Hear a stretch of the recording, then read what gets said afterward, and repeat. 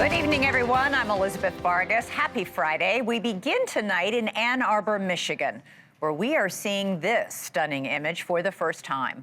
Former Michigan football coach Sherrone Moore turned felony suspect, dressed in white prison garb and seated behind bars at the Washtenaw County Jail.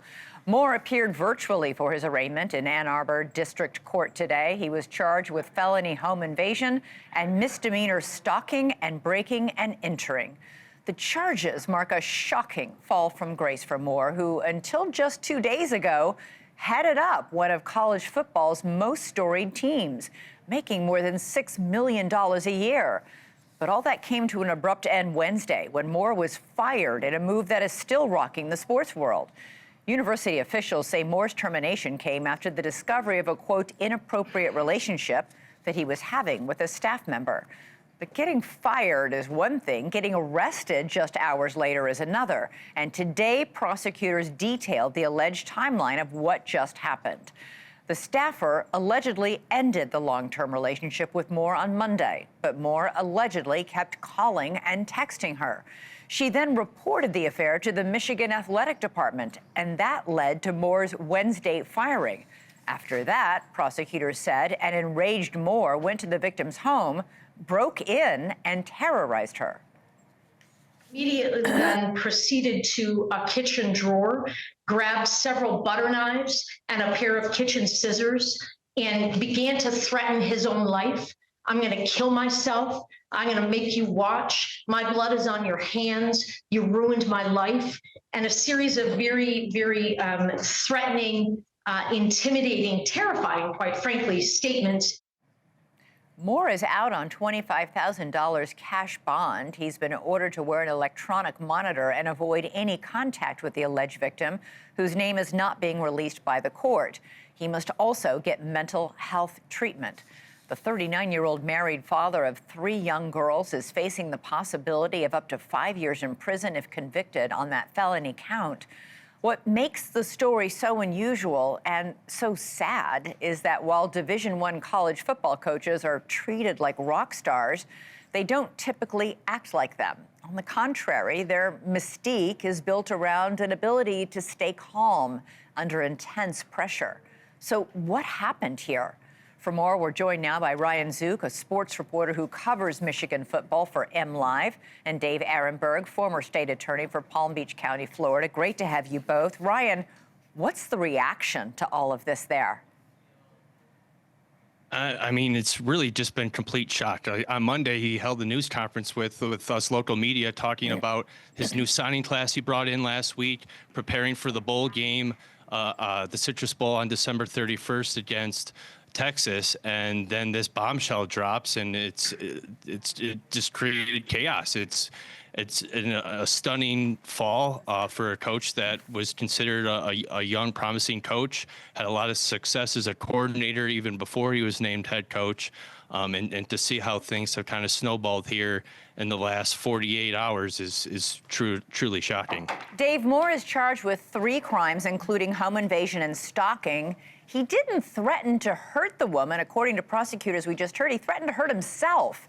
But prosecutors are still calling his alleged behavior very, very threatening, intimidating, and terrifying. Well, Elizabeth, the prosecutors wanted him to get a higher bail, higher bond, or not be let out at all. And the defense lawyers won the day because it is important that he did not go in there with the knife to try to threaten the victim. He was threatening her to watch him hurt himself. And that's why this is a 3rd-degree felony and not something even more serious than that. It's still a serious crime because it's a felony. But notably, he's not being charged with aggravated assault with a deadly weapon, which would have been more serious. And I think that's why I think he very well may avoid incarceration altogether. He could get a sentence of probation with mental health treatment because he has no prior crimes, no prior arrests, and this is something clearly involving a mental health incident from him. Ryan, there are reports that the university was investigating rumors that Coach Moore was having this inappropriate relationship with a staff member several months ago, at least several months ago. There are lots of questions tonight about the timing of all this, given how long these rumors have been going around. Yeah, you're right. I think I've heard that the investigation probably started around like mid-October, but a lot of it was just rumors as far as what we heard. And when it comes to extramarital affairs, it's tough to really pin down. And it sounds like both Moore and staffer denied any relationship until new evidence just came about this week. And I mean, like I said, Sherrone was operating as if everything was copacetic. I mean, he hired a new special teams coach earlier this month, talked on Monday about potentially hiring a quarterbacks coach for prize quarterback Bryce Underwood. So there was rumors of it going on, but to this extent and for this to kind of happen the way it did is still pretty shocking. Yeah, I ask Ryan because the firing comes right after the end of the regular football season, just as the team gets ready to play in the Citrus Bowl on New Year's Eve, but most crucially, right after new players just committed to play for Michigan. Already 2 players who pledged to UM have backed out, and social media is on fire with people speculating about the timing on all this.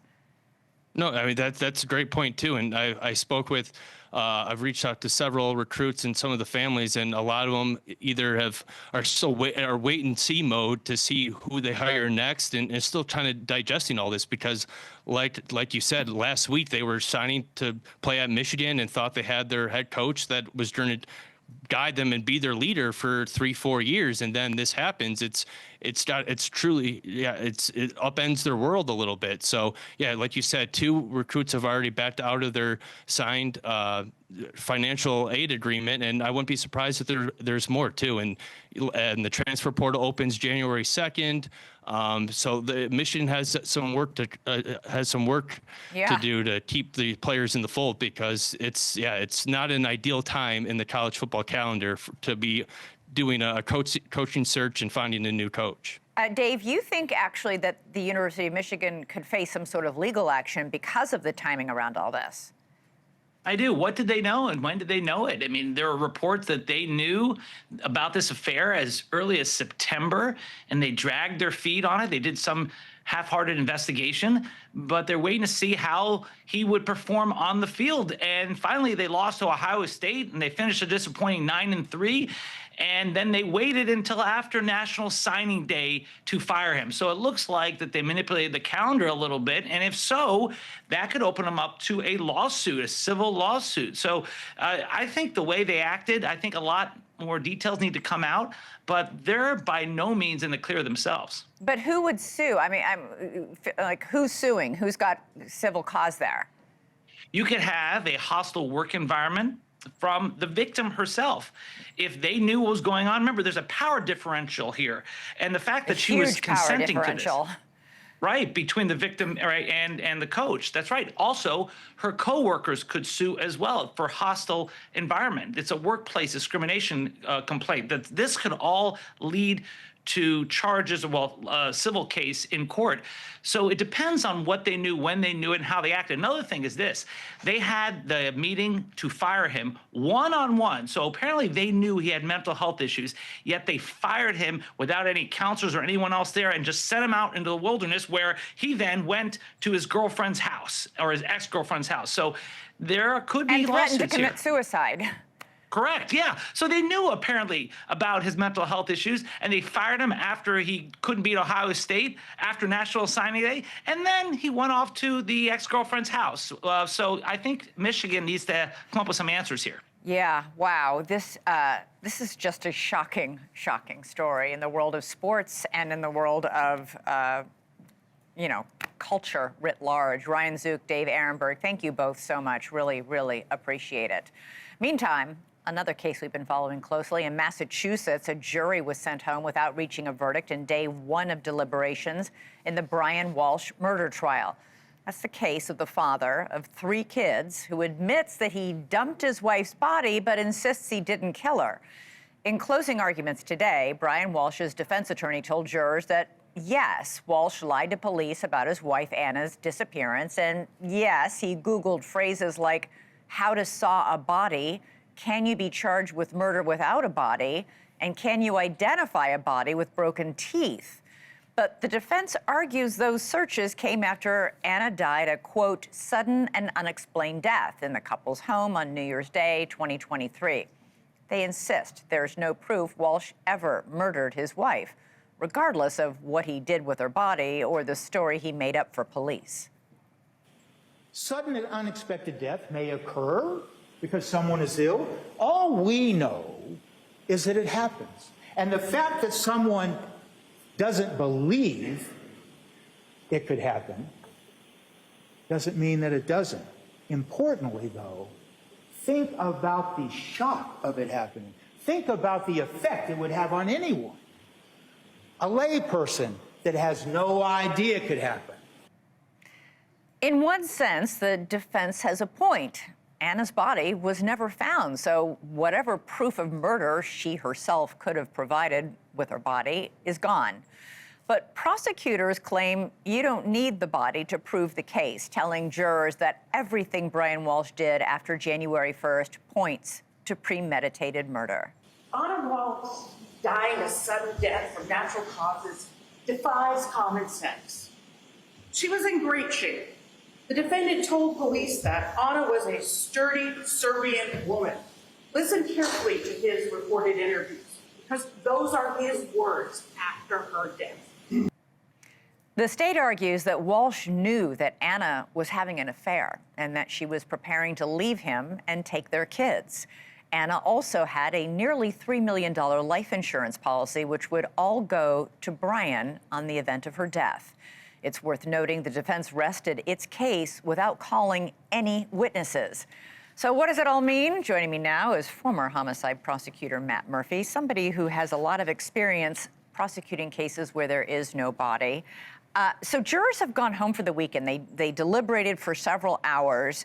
The defense presented no witnesses, including Brian Walshe, and no real plausible explanation for what he did with their body or why. Right. So the jury went home today. There's two big questions here. Number one, did he kill her? And I think the jury has already figured that one out. That's a big fat yes. And then the next thing, though, is this a first-degree murder or a second-degree murder? And that's where the jury is really going to have to spend some time sorting that out. The defense in this case, I think, did a very good presentation with absurd facts, terrible facts to them.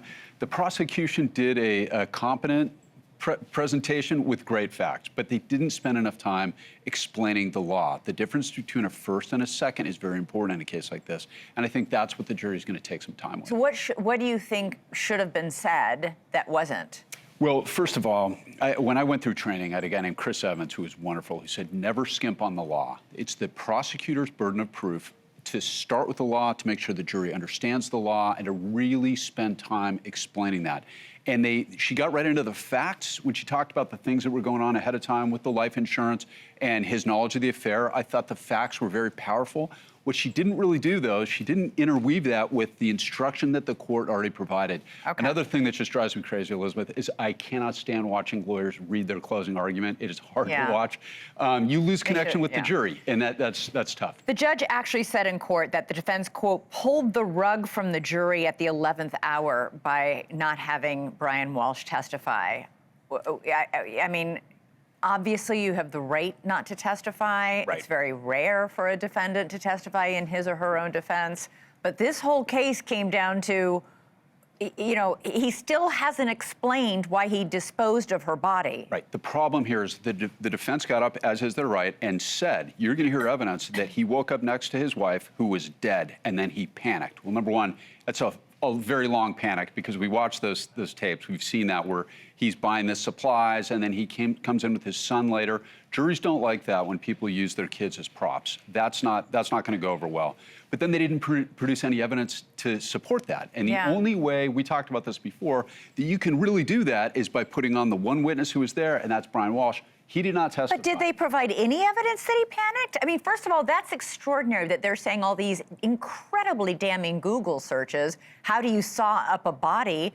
Is a man, quote, panicking instead of a man who's just committed murder? No, not only that, but a lot of times, it's like the musician Sting used to say, the most important thing in a song is the music between the notes, is the silence. And the most important thing in this case are the things he didn't look up. He didn't look up sudden death. How does somebody just die suddenly? There was not a single search like that, and the prosecutor did a very good job of pointing that out. So it was murder, murder, murder, how to get rid of a body after murder. I mean, there's no question that he killed her. I think the jury's already there. But figuring out the difference between a first and a second, which is very important, that's really what their task comes down to. So you think they're not actually deliberating over guilty or not guilty? It's just a matter of what's he guilty of? I think they deliberated very properly and thoroughly for about 45 minutes on that or less. I think the evidence is so overwhelming that he murdered her. The question, though, is it a first-degree murder or a second? And that's very important. And strategically here, the defense, I'm kind of surprised they didn't go with a voluntary manslaughter. Because if Brian Walshe, if the defense had been, look, I learned about the affair because we know that he did. Had a fight, our marriage is falling apart, it's New Year's Eve, I freaked out, I pushed her, she fell down the stairs, and then I panicked. That's a different story. And the thing is, in Massachusetts, you only do 1/3 on a voluntary manslaughter. You can do up to 20 years, but you only serve 1/3. So he would get a parole hearing in 7 years with good time, work time for the amount of time that he's already been in custody, okay? So a second-degree murder, that's life in prison, where he gets a parole hearing somewhere between 15 and 20 years. But a first is life, possibly without parole, depending on the circumstances. The jury does not know that on the eve of the trial beginning, Brian Walshe pled guilty to lying to police and, quote, improper disposal of a body. Can you clear this up? Because we've been debating it all day, actually all week, among my staff, about whether or not, does he admit he dismembered her, or does he just admit that he got rid of her? Like, what is he admitting to when you say you, quote, improperly disposed of a body? When you couple that with the Google searches, how do you saw a human body, and the video, surveillance video of him buying a hacksaw that day? Right. Well, the crime is improper disposal of human remains. They call it a conveyance in Massachusetts, but it's the same thing in California. So technically, he didn't plead to dismemberment of the body, and it doesn't really add that much. And that actually cuts both ways. It's kind of good for the defense, and it's good for the prosecution, because if the jury knew that he was going to take a hit, that he was going to suffer consequences for that, it might be a little bit different. They might be less inclined or less emotionally motivated to make sure that he's held accountable for what he did. You know what? Because he never took the stand and the defense presented no case, we have no explanation for why he felt he had to get rid of the body. In other words, if your wife dies in the middle of the night and you wake up and, oh my God, honey, she's dead, you know, same thing with me. You call 911, you call a family member, you might panic and run around in the house and scream and, you know, go to a neighbor. Well, that's what's so fascinating about these cases. Chop them up. Look, that's why I think true crime is so interesting to a lot of people. It's not some conspiracy plot to defraud people for money. This is human relationships. This is a relationship that's falling apart. It's husbands, wives, kids. Yeah. We can all relate to this, and that jury is thinking the exact same thing you were. And that happens. People wake up next to their spouses who pass away in the middle of the night all the time. And that's exactly what they do. They dial 911, they dial funeral homes, they dial family. They don't go to Home Depot and buy hacksaws. Yeah, okay. Matt Murphy, any prediction on how long the jury will be out? No later than Tuesday. I'm predicting they come back on Monday afternoon. Monday afternoon. Yep. I'm going to hold you to it. Matt Murphy, right. Thanks so much. Have a great weekend. Coming up for us, a Special Forces veteran rescues Venezuelan's opposition leader in a risky escape straight out of a Tom Clancy novel. The man who successfully pulled it off joins me live to discuss the details and the danger of the secret operation. And then later, a NewsNation exclusive, Air Force veterans say they are dying of cancer because of radiation they were exposed to at Area 51. Why they say they cannot get the help they desperately need.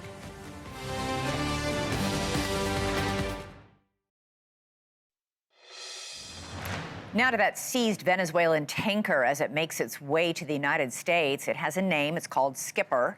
And its crew was given the option to leave when the ship was seized. But a funny thing happened. They chose not only to stay on board, but to actually man the vessel on its new route.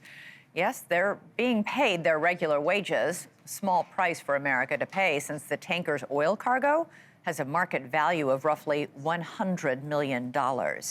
Another high-value export out of Venezuela made big headlines this week, and that would be the opposition leader, Maria Corina Machado, who was secretly spirited out of Venezuela so she could pick up her Nobel Peace Prize in Oslo, Norway. Her extraction from the socialist dictatorship counts as one of the most daring, high-stakes escapes to happen in years. To elude the grip of Venezuela's President Maduro, Machado had to disguise herself. She wore a wig. Then she slipped through several military checkpoints to reach a fishing boat bound for Curaçao. And from there, she took a private jet to Norway. This was the reaction from supporters in Oslo when she stepped onto the balcony last night.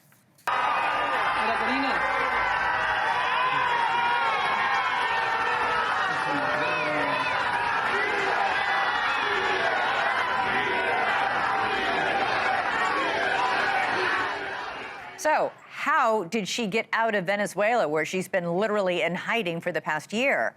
Well, to quote the Beatles, she got a little help from her friends, including a friend of this show, Gray Bull Rescue's Brian Stern. Regular viewers might remember Brian from his efforts rescuing stranded Americans from places like Jamaica during Hurricane Melissa, Israel during its conflict with Iran, and Afghanistan during the last administration's botched withdrawal. But this latest extraction, called Operation Golden Dynamite, was the most complicated yet. It was a 16-hour ordeal, which involved active pursuit by Maduro regime forces. And that wasn't even the biggest challenge. As you probably know, traveling in a small boat through the waters near Venezuela can be dangerous these days. And once they were on the open sea, sailing to Curaçao, Machado and Gray Bull had the very real worry of a possible strike by U.S. forces who might mistake them for a drug boat. Gray Bull Rescue's Brian Stern joins us now. He's also the Special Operations and Intelligence Community veteran. Brian, great to have you here. This is pretty incredible. You said this felt like Mission Impossible because you were moving around someone you compared to, quote, a rock star. Tell me how this all came about. We got called by a friend of ours a week ago today, exactly a week ago.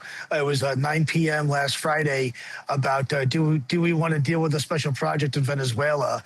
And then from there, we got connected to Maria's team late that night. And then we had long conversations on Saturday, deployed on Sunday, set conditions for Monday, and initiated on Tuesday. So it was very, very, very fast, which is how we like to do things around here at Gray Bull Rescue. Our motto is to save lives at the speed of need. This is that. Maria is a hero of mine for many years. So from a personal standpoint, this was the operation of my life. It was amazing. I've been tracking her for many years, and she's just amazing in every way. She's been hiding now for a year in Venezuela. How did you get her past all the military checkpoints in Caracas? I mean, Maduro's forces are actively hunting her. Well, the Venezuelan intelligence services, the Cuban intelligence services, the Russian intelligence services, the Iranian intelligence services, Hezbollah, the cartels, and all kinds of other people in Venezuela have been looking for Maria for a really long time, very long time. She hasn't seen her kids in 2 years because of the oppressive nature of the security services. How we did it is we don't really want to get into too many details for security purposes, but what I'll say is that her. This is our 800th mission that we've done. We've rescued over 8,400 people, but this is the first person we've ever rescued who has a Wikipedia page. Maria is the second most popular person in the Western Hemisphere after Maduro. There are billboards with her face on it and things like that. So this was very, very, very difficult. There are lots of people involved. Lots of people helped out that don't know that they helped out. This was kept very, very, very tight. There was lots of deception involved, lots of ruses involved, lots of thought involved, and but it worked. It worked, yeah. And this was really the operation of. It really was a pretty epic. Machado reached a fishing port where she was transported. You guys got her onto a small boat. You were worried that the United States military has been bombing small boats it suspects of carrying drugs. Did you coordinate with defense officials ahead of time to say, this is who we are, this is who we're transporting? Yes, we actually used two different boats in this operation, a small boat and then a bigger boat. The small boat went not too far. The big boat went very far. The seas were 5 to 10 feet. This happened in the middle of the night in pitch black with no communications, no lights in the middle of the sea. So this is a very dangerous operation.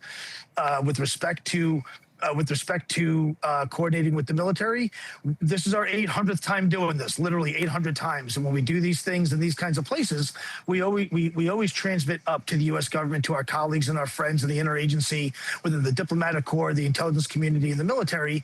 This was a little bit different because the U.S. military in this case is the one dropping things from the sky. Usually it's the Russians or Iran or somebody else. So this was actually a little bit easier to deal with, frankly. But even with our coordination unofficially with the military, even then we were very tight-lipped about who we were rescuing until the very, very, very end. Most people thought that we were extracting an American citizen out, and that was kind of we did that for, again, operational security reasons and counterintelligence purposes. Yeah, I was going to ask why they didn't offer to help. I mean, this is obviously, by almost universal accounting, this is the true president of Venezuela. Maduro stole the election from her. I would have thought the U.S. government would have been happy to try and get her out and help you in any way it could. I think that they could have if they would have, or I don't know. Again, she is the rightful president, but this is delicate stuff. This is very delicate. We're going behind enemy lines. We're in enemy waters. This is a great way to escalate a conflict, which is already escalating. So, our interagency friends and the intelligence community friends and our diplomatic friends in the State Department and our associates in the military at very high levels. They were all supportive. They're all supportive, but at the same time, they're limited in what they're able to actually do at the same time. So we were able to transmit to them, and we made sure they didn't blow us up, which is very important. Two boats rendezvousing in the middle of the night off the coast of Venezuela is a great way to become an accidental target. So we made sure that didn't happen. I had a very deep interest in that because I was on the boat. So I personally didn't want that to happen for me. Yeah, you'd like to not get blown up. I'm curious. You obviously have a huge amount of respect for her. I think a lot of her. You just spent a lot of very, high-stress time with just a handful of you together in some pretty extraordinary circumstances. What did you talk about? What was that like? Great question. We talked about family a lot. She talked a lot. We didn't talk anything about politics. We didn't talk anything about her new economic policy and all the things that she's very known for. She talked mostly about excitement to see her daughters, to see her children for the first time in 2 years. And we were all very tired. We were all very wet. We were cold, wet, in the dark, bouncing off the waves in 10-foot seas. So this was not very comfortable for anybody. But it's fascinating because she's known as the Iron Lady, is what a lot of people call her. And I always thought that was a euphemism for her resolute patriotism to her people. I will tell you, we're some pretty salty men on this thing, some pretty seasoned, experienced veterans, and we were pretty miserable and whining and moaning the whole time. And she didn't fine. complain. She didn't complain once. She didn't complain once. So Good it was. For her. Okay. Yeah, she's amazing. She is truly. She is my hero. I look to her for inspiration for many years. All right. And I can't be happier to be part of this operation. And my whole team at Grable Rescue, it was a lot of people worked on this. Yep. Brian Stern, congratulations. Extraordinary rescue that you pulled off there. Brian Stern with Grable Rescue. Appreciate it. Thank you. Coming up for us, President Trump never touches alcohol, but he's changing his mind about marijuana. He's expected to sign an executive order that would reclassify cannabis as a less dangerous substance. An overdue correction or a disastrous mistake? We'll debate next.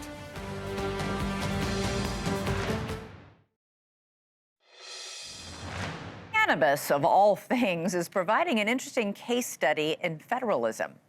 Back when individual states started decriminalizing weed, the federal government insisted on keeping its anti-marijuana laws in effect. Now, just as some states are starting to reconsider whether legalizing recreational marijuana was really a good idea, the federal government might be on the verge of mellowing out. And President Trump is reportedly leading the way.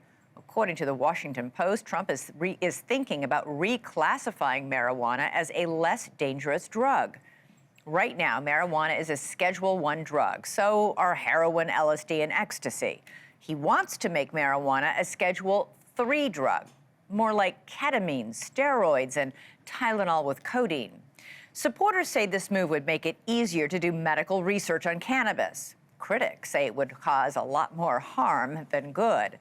Joining me now is Kevin Sabat. He's the founder of the Smart Approaches to Marijuana Advocacy Group. He's also the author of the book, One Nation Under the Influence. You do not think reclassifying marijuana is a good idea. Why? No, it's not. Well, today's marijuana is not Woodstock weed, right? It's so much more strong. Way more strong. It's been genetically bred, genetically modified to have the THC be increasing. That's why we're seeing... We're talking like by exponential huge levels. 99.9% THC levels. Woodstock weed was 4%. So that's what we can get in these quote unquote legal stores, the shatter and the vapes and all these things. And they're causing psychosis, schizophrenia, all these problems, you know, learning disabilities, all kinds of things, psychological problems, physical problems, heart disease. We have a new study the other day on diabetes. Every week, there's a new study about the harms. And so I think we should research it more. If there are medical components, let's do it through the FDA, have it through pharmacies. We don't go to Advil dispensaries. That doesn't make sense. So, but, you know, let's do it the right way. I have no problem. I hope people get relief. And if you have 6 months to live, you know, take methamphetamine if you want. That's not my issue. But by reclassifying it, it's going to do two things. Number one, it's going to tell kids and other people that we think marijuana is less dangerous now than before, when it's actually more dangerous. Way more dangerous. Way more. So that makes no sense. And then the second thing, which might have persuaded President Trump and listening to his friends on this, is it's going to give tax breaks to the weed industry, which to me doesn't make sense, because then they'll be able to advertise more, and it's full-on commercialization, just like big tobacco, and we know how that movie ended. So I just don't know why we want to make this industry even bigger than it is. Were people going into emergency rooms with marijuana-induced psychosis back in the Woodstock days? I mean, this is something we've reported on this show. It is happening. Teenagers, people are it is a syndrome, marijuana-induced psychosis. Yeah. Is this a new thing? Well, there have, I mean, believe it or not, 150 years ago, there were early reports of sort of like delirium and sort of like people, you know, psychologists were trying to understand it, but it was a much more rare. Now we have millions of people having a cannabis-induced psychosis. We have research out of England saying if you use marijuana regularly, high-potency marijuana, you're 5 times more likely to have a cannabis-induced psychosis. Danish research is saying that if cannabis use disorder wasn't around, 30% of their schizophrenia cases among young men would be eliminated. I mean, there's no other drug that has that nexus with psychosis. So we are seeing this because the levels of THC and the way we're taking it, all a result of legalization, by the way. We didn't have any of this before legalization. That's why. And in the meantime, we have a new report out today in the New York Times that says nearly 30% of patients who use pot for medical purposes are addicted to it. Yeah, I mean, that's because the medical purposes thing was really a ruse for full legalization. It was part of the whole strategy to say, basically, let's use it. But the point is that a third of the people doing this are hooked. Yeah, exactly, and it was just crazy. And that's a higher addiction rate than a lot of other drugs. In fact, 1 in 2 marijuana users who've used in the last month actually use it every day. Alcohol is 1 in 10 drinkers drink every day. So it's a very, very different drug than it ever was. Okay. In the meantime, you were on, I think a week ago, to talk about a movement in Massachusetts to roll back the legalization of all, because people are like, sign me up on this petition. But people are sick and tired of the fact that you can't walk anywhere without breathing in somebody else's pot smoke. No, a liberal Harvard employee actually started a petition in Cambridge, Massachusetts, of all places. Right, but then this is bad. Now they're saying, we'll legalize people being able to smoke pot at businesses. You can't smoke a cigarette at an outdoor cafe, but now you can smoke a joint. And you can't drink your own alcohol. It's crazy what we're doing. We're in this really weird part of our society where we haven't figured this out yet, and states are moving, you're right, towards public use. We smell it everywhere. Secondhand marijuana smoke is much more dangerous than even secondhand tobacco smoke. It travels farther. That's why we smell it everywhere in major cities. So we need a major correction here. Yeah, we sure do. Sign me up to. All right, I'll thanks. sign any petition on that one. Kevin, great to see you. Good to see you, Elizabeth. Thank you. Coming up for us, a group of Air Force veterans say they got cancer because they were exposed to radiation near Area 51 decades ago. And now they say the Pentagon is still not helping them. They're taking their case directly to President Trump. NewsNation has that exclusive report next.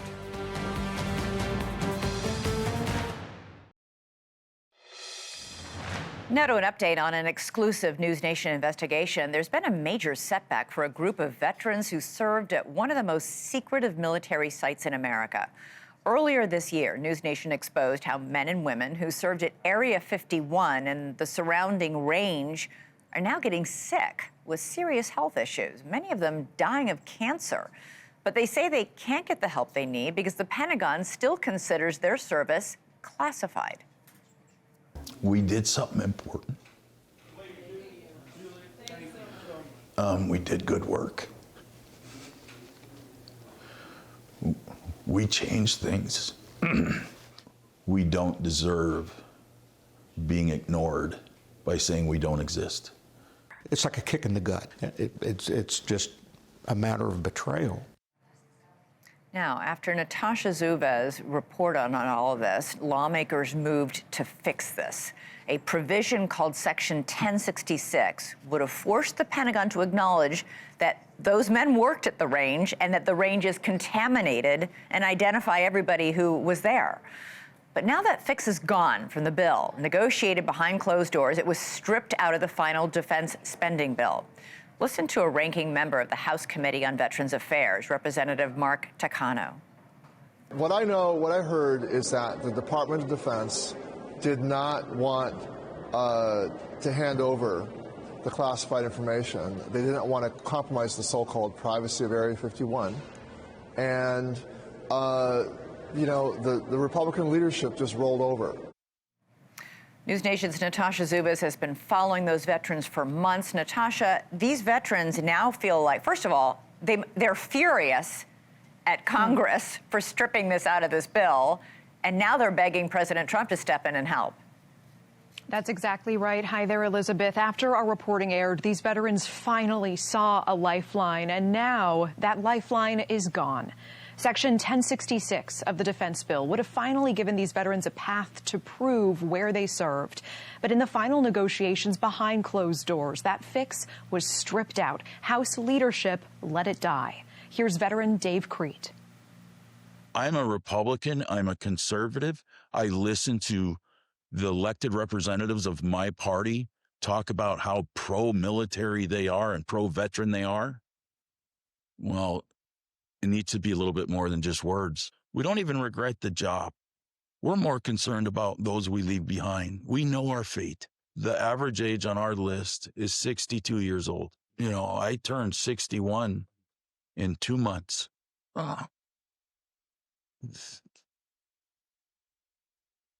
I'm 14 months away from average. When we first told you about the Area 51 veterans story in February, their memorial list had 446 names. Well, tonight, Elizabeth, that stands at 527. And now they're turning to President Trump, asking him for an executive order. This problem could be fixed with one beautiful signature on a piece of paper. If you could speak one sentence to the president right now, what would it be? Mr. President, we need your help.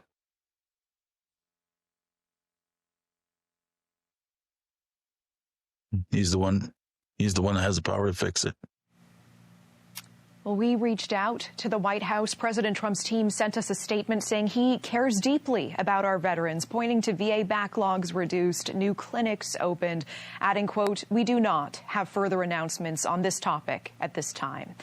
The veterans say their message to President Trump is simple: to do what Congress wouldn't, to make sure their country shows up for them now, not just to fold a flag after they're gone, Elizabeth. Well, that statement from the White House doesn't sound like the president is planning to do anything. Maybe after watching this reporting, they'll change their mind. Natasha Zuvez, that's a heartbreaking story. Thank you.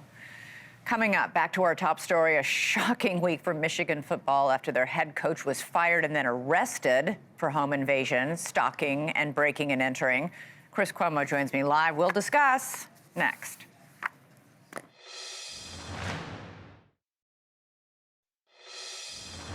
All right, Chris Cuomo and I have a lively debate about marijuana during the commercial break, but you're actually going to get back to our top story, which has been sparking a lot of conversation, and you're talking with one of my old colleagues, Bob Costas, who's sitting right over there, and it was like old home week because there's Chris Cuomo here. I used to work with him at ABC. Bob Costas, I worked with him at NBC.